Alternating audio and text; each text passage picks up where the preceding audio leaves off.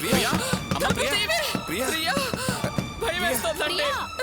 అమ్మ ప్రియా తలుపు తీయమ్మా. ప్రియా ప్రియా ప్రియా తలుపు తీయమ్మా. ప్రియా అమ్మ ప్రియా. జయంతి రాత్రి ప్రియ నీతోనే పడుకుంది కదూ? అవునత్తయ్య, పొద్దున టీ పెడదామని లోపలికి వెళ్ళాను, ఈ లోపలే తలిపేసుకుంది. ఒరే వినోద్, నాకెందుకో చాలా భయంగా ఉందిరా. దాన్ని కాపాడండి రా. నువ్వు ఇట్రా. ప్రియా ప్రియా ప్రియా ప్రియా తలుపులు తీ అమ్మ ప్రియా. ప్రియా ప్రియా ప్రియా ప్రియా.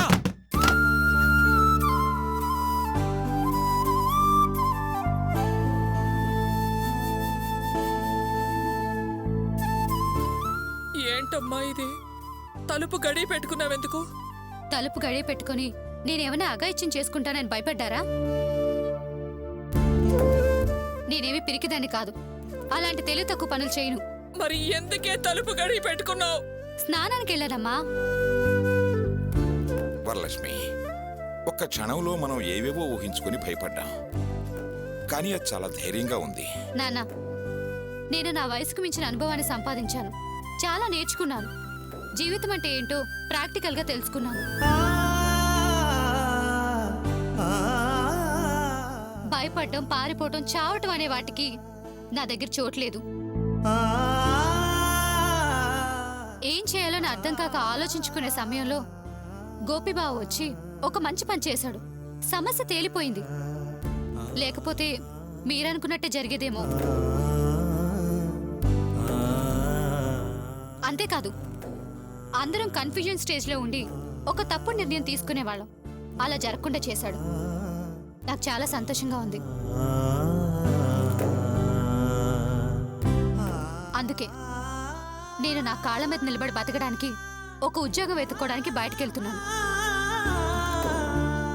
మంచి నిర్ణయం తీసుకున్నావమ్మా.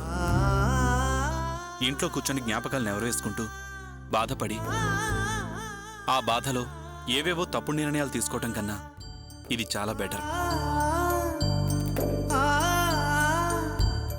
బయటికెళ్ళి ఓ యావగేషన్లో పడితే మనసు ప్రశాంతంగా ఉంటుంది.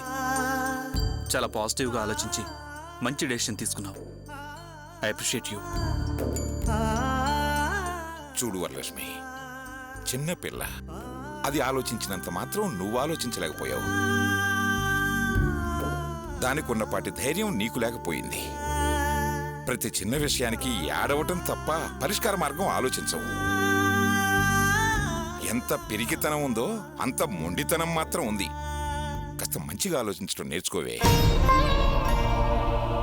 ఏమండి, నా ఆలోచనంతా దాని జీవితం ఏమైపోతుందోనని అది తెలుసుకునే బాధపడుతున్నాను. ఆ బాధలోనే ఏడ్చాను. ఇరుగు పొరుగు వాళ్ల మాటలు భరించలేననే బాధండి. ఏంటమ్మా, ఎవరో ఏదో అనుకుంటారని మనం బాధపడడం పిచ్చితనం అవుతుంది. మనం ఎదిగినా కింద పడ్డా పక్కన వాళ్ళు ఏదో ఒకటి అంటూనే ఉంటారు. ఆ మాటలు పట్టించుకోవద్దు. ఇక నా జీవితం అంటావా, ఎలా జరగాలనుంటే అలా జరుగుతుంది. దాని గురించి నువ్వు బాధపడ్డం ఎందుకు? నీ కన్నీళ్ళకేమైనా విధిరాతం చెరిపేసే శక్తి ఉందా? అయినా ఒకసారి పెళ్లి మండపం వరకు వెళ్ళి ఆగింది. ప్రపంచానికంతా తెలిసేలా ప్రచారమైన జీవితం నాది. ఇప్పుడు అంతదాకా వెళ్ళలేదు. అప్పుడే తట్టుకొని నిలబడగలిగిన వాళ్ళు ఇప్పుడు బాధపడ్డంలో అర్థం లేదు.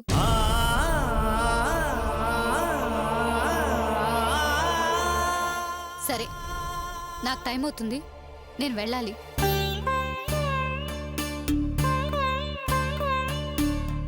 పద వరలక్ష్మి, పద.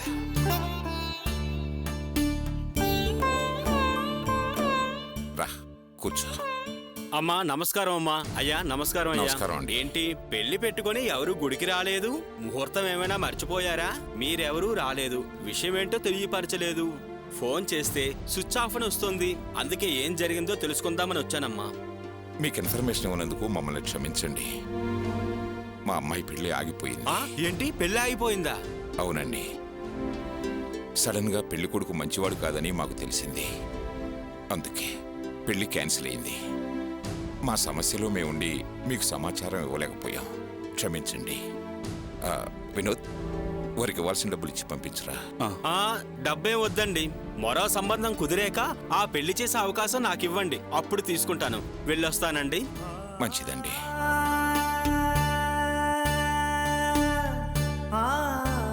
కూర్చో వరలక్ష్మి. బాధపడకు, ఎలా జరగాల్సింది అలా జరుగుతుంది.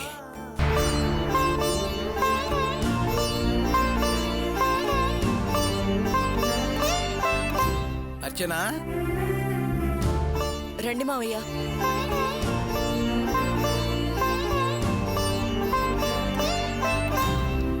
ఎందుకమ్మా అలా దిగులుగా ఉన్నావు? ఏం చేయమంటారు మావయ్య?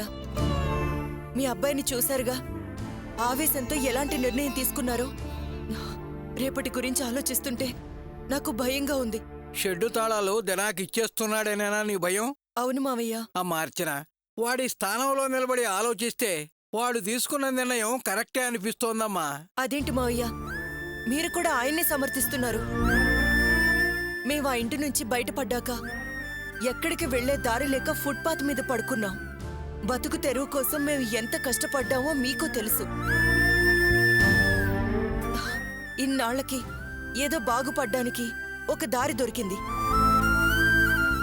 నేను చేసిన శపథం, ఆయన మాధవరావు మీద చేసిన సవాలు నిలబెట్టుకునే అవకాశం వచ్చింది అనుకుంటుంటే, ఆయనేవో సడన్ గా ఆ దిన సాయం చేసిన షెడ్డులో మళ్లీ పనిచేయడానికి నా మనసు ఒప్పుకోవడం లేదు అని తాళాలు తిరిగి ఇవ్వడానికి వెళ్లారు. మావయ్య, నేను తెలియక అడుగుతున్నాను. అప్పిచ్చిన వాడికి డబ్బు తిరిగిస్తావంటే వాళ్ళు గొడవ పడతారా? నెల నెల ఇంతని ఇవ్వచ్చు కదా. అదొదిలేసి ఎందుకు మావయ్య ఇలాంటి ఆవేశపూరితమైన నిర్ణయాలు తీసుకుని భవిష్యత్తును అంధకారం చేసుకోవాలి? ఏంటి తల్లి నువ్విలా మాట్లాడుతున్నావు? నువ్వు గోపిని అర్థం చేసుకుంది ఇంతేనా? అమ్మా, నేనొక మాట అంటాను, తప్పుగా అనుకోవు కదా. మనకు సాయం చేశాడు కదా అని అతను చేసిన తప్పును సమర్థిస్తావా? ఏమిటిది అని ప్రశ్నించే ధైర్యం కావాలి. ఆ ధైర్యం గోపికుందమ్మా. అందుకే నీ చెల్లెలు పెళ్ళాపి ఆమె జీవితం కాపాడాడు. ఆ నీచుడు సొమ్ముతో ఎదగకూడదు అనుకున్నాడు, అందుకే తాళాలు ఇవ్వటానికి వెళ్ళాడు. అంత మాత్రానికి జీవితం అంతా అంధకారం అయిపోయిందని దిగులు పడుతూ బాధపడుతూ గుర్తుంటే ఎలా? అమ్మా, గోపి నీతి నిజాయితీలు ఉన్నవాడే కాదమ్మా, ధైర్యవంతుడు కూడా. వాడికి ఎలాగైనా ఎదుగుతాననే ధైర్యం ఉంది, ఎదుగుతాడు కూడా.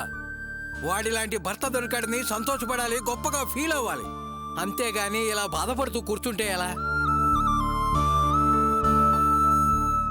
ఇంతకాలం నా ఖర్చుల కోసమే పనికి వెళ్ళాను. మీ బాధ గమనించి నేను నా వంతు సాయం అందించాలనుకుంటున్నానమ్మా.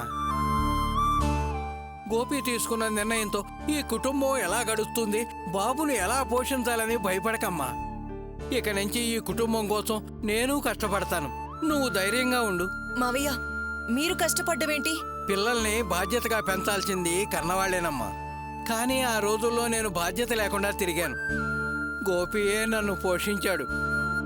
ఇప్పుడు వాడికి సాయపడే అవకాశం వచ్చింది, కాదనకమ్మా. ఖర్చుల వరకు నేను సంపాదిస్తాను, కుటుంబాన్ని పైకి ఎలా తేవాలనేది వాడు ఆలోచిస్తాడు. నువ్వేం దిగులు పడకమ్మా, ధైర్యంగా ఉండు. అమ్మా, టిఫిన్ పెట్టు, తిని నేను పనికి వెళతాను.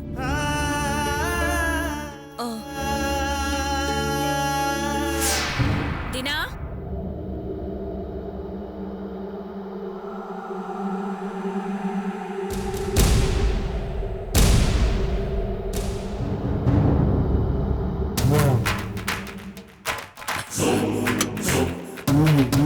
దినా,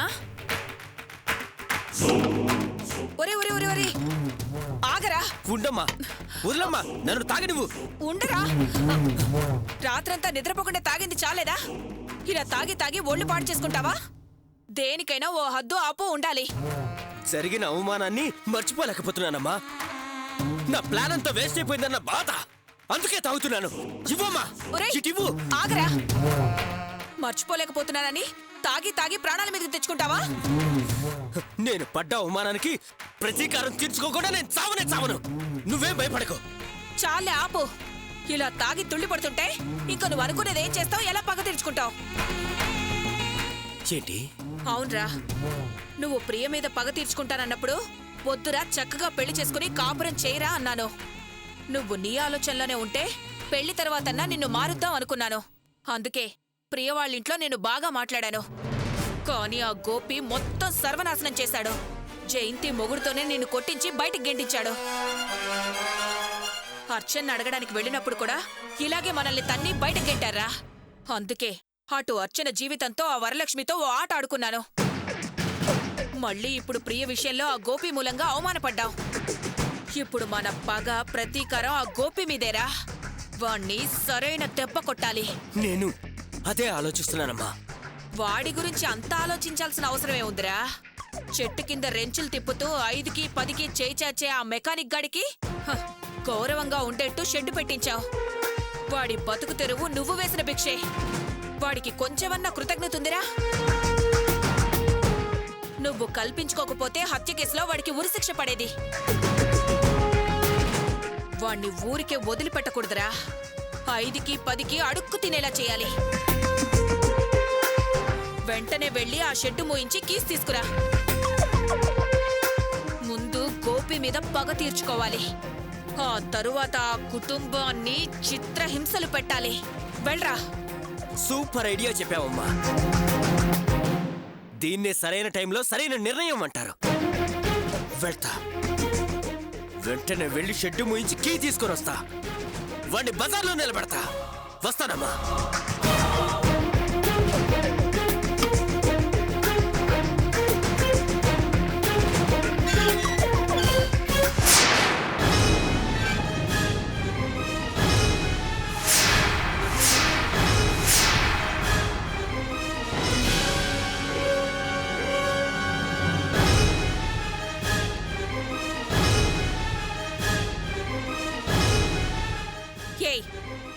ఎందుకురా మళ్ళీ ఇక్కడికొచ్చావు?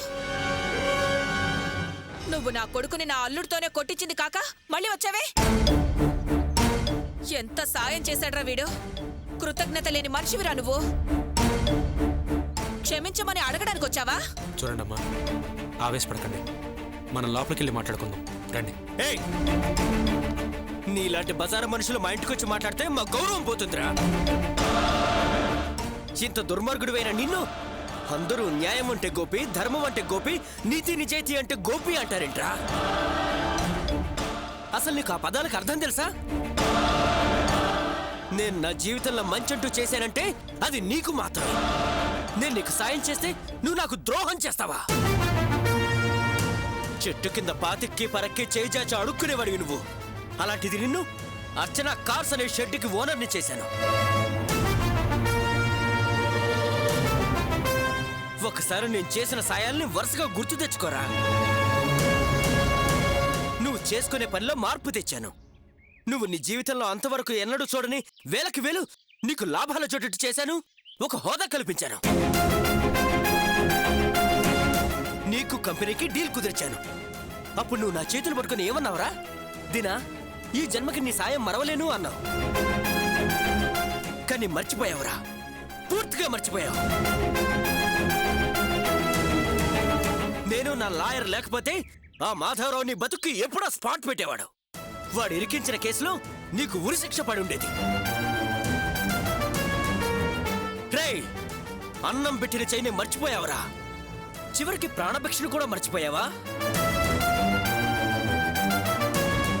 నిన్న కూడా కంపెనీ నీకు కార్లు పంపిస్తే స్పేర్ పార్ట్స్ కి డబ్బులు లేవని చేతులు నలుపుకుంటూ నా ముందు నిలబడ్డావు. మళ్ళీ నేనే దయతలిచి సాయం చేశాను. నేను చేసిన సాయాన్ని నువ్వు మర్చిపోవచ్చు, కానీ నువ్వు చేసిన ద్రోహాన్ని నేనెందుకు మర్చిపోతాను రా? ప్రియకేదో అన్యాయం జరగబోతుందని, దాని జీవితం నాశనం అవబోతుంటే పరిగెత్తుకొచ్చి రక్షించినట్టు యమా బిల్డప్ ఇచ్చావురా. అందరూ నిన్ను ఆహా ఓహో ఎంత మంచివాడు, పరమాత్ముడు అనుకోవచ్చు. కానీ నీ ఆరాటం వెనుకున్న అసలు రహస్యం నాకు తెలిసిపోయింది. జనవంతా నీది చాలా విశాల హృదయం, పెద్ద మనసు. అందుకే ప్రియకి ఓదార్పునివ్వడానికి తన ఇంట్లో పెట్టుకుని బంగారంలా చూశాడు అనుకున్నారా? కానీ నీకదంటే మోజు.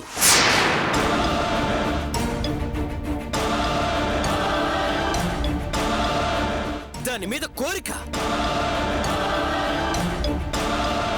అంతులేని ఆశని నిన్నే అర్థమైంది.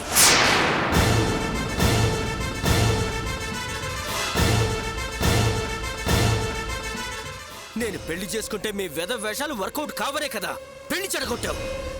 ప్రియ అంత నచ్చిందా నీకు?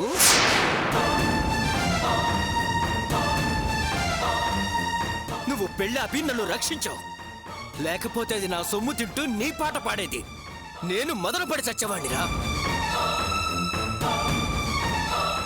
చూడు, నా చెల్లెలు ముగ్గురుతో నన్ను కొట్టిస్తావు కదూ, నిన్ను ఊరికే వదలను.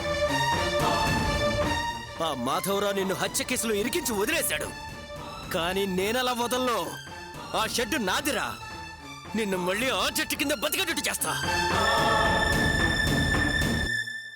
ఇప్పుడే గేమ్ స్టార్ట్ అయింది. నిన్ను తరిమి తరిమి కష్టాల్లోకి నెడతా, గుర్తుంచుకో. దినా, నీ అహం దెబ్బతింది కాబట్టి నోటుకొచ్చినట్టు మాట్లాడుతున్నావు. మళ్ళీ మళ్ళీ చెప్తున్నాను, ప్రియ నాకు చెల్లెల్లాంటిది. నేనెప్పుడూ ఏ ఆడపిల్లని ఆ ఉద్దేశంతో చూడను, చూడలేదు కూడా. నువ్వన్న మాటే ఇంకెవరన్నా అనుంటే ఈ పాటికి నాలిక తెగ్గోసేవాణ్ణి. నిన్నెందుకు వదిలేస్తున్నానో తెలుసా? నిజంగా ఇందాక నువ్వు చెప్పినట్టుగా నాకు నువ్వు జీవితాన్నిచ్చావు.